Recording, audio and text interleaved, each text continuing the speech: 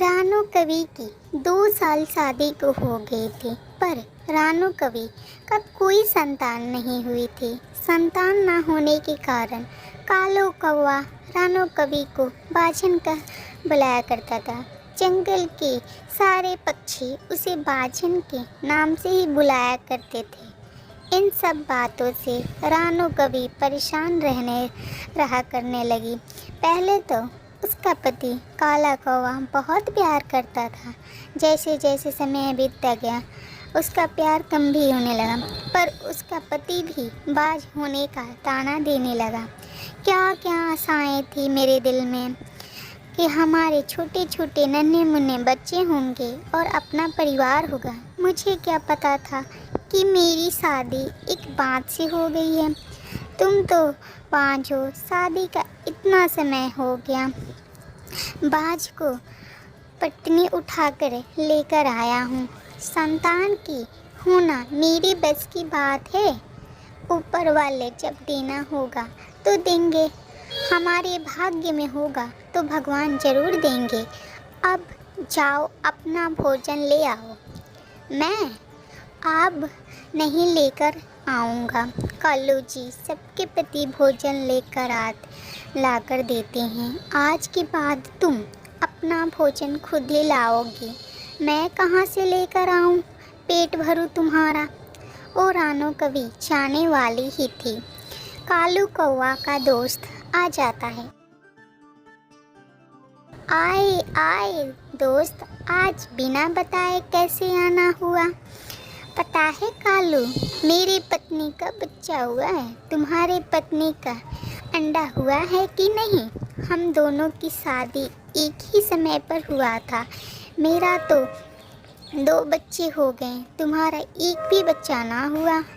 मेरे दोस्त, मैं यही रोना तो अभी रो रहा था।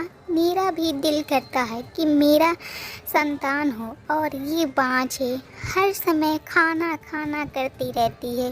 संतान की कोई फिक्र ही नहीं है। आप मेरे दिल से पूछ कर देखो। आप तो रात में सो जाते हैं। रात में सोच सोच कर मैं रोती रहती हूँ। हमारी कोई संतान नहीं है। शादी के बाद हर कवि की इच्छा होती है कि वो माँ बने। कालू, मेरे पड़ोस में एक कवि रहती है। उसके घर वाले कवि को ढूंढ रहे हैं। उससे मैं तुम्हारे लिए बात की है। आप कालू जी कैसे दोस्त हो? उसकी पत्नी के रहते हुए दूसरी शादी? क्या आप मेरी सौतन लाने के लिए सोच रहे हैं? तुम बाँझ हो, हम कब तक इंतज़ार करेंगे? तुम्हारी शादी 2 साल हो गए, अभी तक कुछ भी नहीं हुआ। मेरे दोस्त, तुम जाओ मेरी उस कवि से बात करो। कालू, मैं बात कर ली है। तुम कल आओ, कल ब्याह कर ले आओ। ठीक है। इतना सब सुन रानो कवि अपनी दोस्त के पास जाकर सारी बातें बताती है। टुन्नी चिड़िया, तुमको पता है कल्लू जी की दूसरी शादी कर रहे हैं, मेरी सौतन ला रहे हैं। रानो कवि, तुम कर भी क्या सकती हो? तुम अच्छे से रहना, नहीं तो कालू कौवा तुम्हें घर से बाहर नहीं निकाल देगा।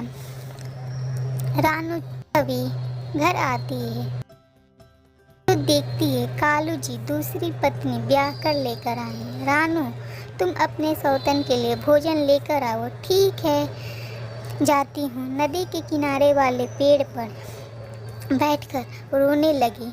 तभी एक चिड़िया वहाँ आई और बोली, तुम परेशान ना हो। रानो कवि को जी मचलने लगा, अजीब से होने लगा। तभी टुन्नी चिड़िया बोली, तुम माँ बनने वाली हो, कुछ